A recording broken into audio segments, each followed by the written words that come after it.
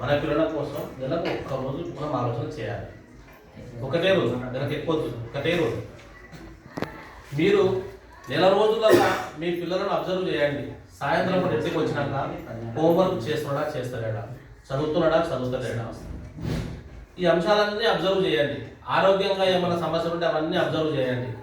చేసి ఈరోజు ఇట్లా 3వ శనివారం నాడు మరి బడికి వచ్చి ఈ హెడ్ మాస్టర్స్తోనా, ఈ టీచర్తోనా, సర్పంచ్ గారితోనా, ఈ చైర్మన్తోనా మీరు డిస్కస్ చేస్తే మీ పిల్లలకు చాలా లాభమైంది. మీకు ఒక రోజు టైం వేస్ట్ చేయాలని ఉద్దేశించి కార్యక్రమం పెట్టలేదు. ముఖ్యంగా మరి మీ పాఠశాల ఉపాధ్యాయులను గమనిస్తే మరి జిల్లాలోనే మంచి ఉపాధ్యాయులు. మరి మేము ప్రతి నెల ఒక మీటింగ్ కండక్ట్ చేస్తాం, కాంప్లెక్స్ మీటింగ్స్ అని.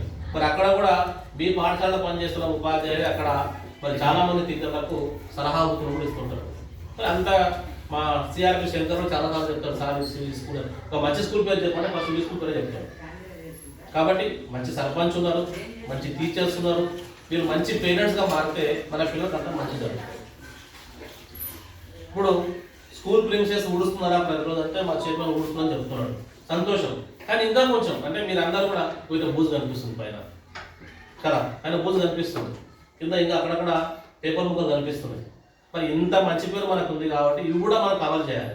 మా హెడ్ మాస్టర్ ప్రతిసారి సర్పంచ్ అని చెప్పిన అనుకోండి, సర్పంచ్ ఎప్పుడు ఇదేనా భయపడు కదా, నాకు కూడా ఒక రోజు డేమోలు ఉన్నారు, మరి ఎప్పుడు వాళ్ళతో ఇదే చేపిస్తే మరి నాకు ఊరే కొట్టేస్తున్నాం అడుగుతారు. మీరందరూ కలిసి అడిగిన అనుకోండి, ఒక రాఘవేంద్ర సార్ కోసమో లేకపోతే ఇంకొక శ్రీనివాస్ సార్ కోసమో లేకపోతే ఇంకోరి కోసమో కాదు, ఇంతమంది పిల్లల పేరెంట్స్ అడిగితే ఖచ్చితంగా ఊర్లో గేర్లు 60 మంది 70 మంది ఉంటే ఇక్కడ కూడా 60 మంది 70 మంది పిల్లలు మన స్కూల్లో కూడా ఉంటారు. కాబట్టి చేయాలనే ప్రేమ అభిమానం సార్ కూడా కలుగుతుంది. ఆల్రెడీ చేసేటటువంటి వ్యక్తే, కానీ మనం చెప్పకపోతే అలాగంటే తెలుస్తుంది, మనం చెప్తే తెలిసేది. కాబట్టి మరి ఉన్నటువంటి సౌకర్యాలను అన్ని ఉపయోగించుకోండి, మీ పిల్లల అభివృద్ధి కొరకు కృషి చేయండి.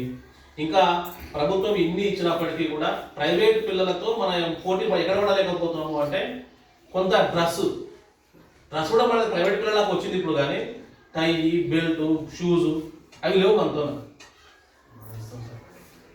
మీరు ఇస్తుందా? సంతోషం. నేను ఏమంటున్నా అంటే మీరు ఇస్తే సంతోషం, మీరు లేకున్నా 300 400 పెట్టుకోమంటున్నా. పండుగ కోసం క్లాసులు చదువుతాం కదా, సాయంత్రం అయితే చదువుతాం కదా, ఒక ఇప్పిస్తే మన పిల్లలు పడి ఉంటారు. వాడు కూడా బయటకు వచ్చినప్పుడు సంతోషంగా వస్తాడు. మన పిల్లలు అట్లే చూద్దాం. మనం కూడా వాళ్ళు నెలకు 1000 100 ఫీజులు కడుతున్నారు, మన సంవత్సరం మొత్తం కలిసి 400 500 పెడదాం మన పిల్లల కోసం. అక్కడ ఇంకొకటి కూడా ఏంటి అంటే ప్రైవేట్ పిల్లలను పేరెంట్స్ అంటే తల్లిదండ్రులు స్కూల్ కాడ దిగబెడతారు, లేదా బస్ ఎక్కించి పంపిస్తారు, లేదా ఆటో పెట్టి పంపిస్తారు కదా. మనం ఏం చేస్తున్నాం, ఉదయం వాడు పోతున్నాడా కూడా చూసే పరిస్థితి మనకు లేదు. ఎంతమంది కూడా నాకు తెలియదు, కానీ నాకు చాలా మంది చూడరు. తిన్నాడా లేడా, తినకపోతే తిను అంటారు, పెట్టుకుంటే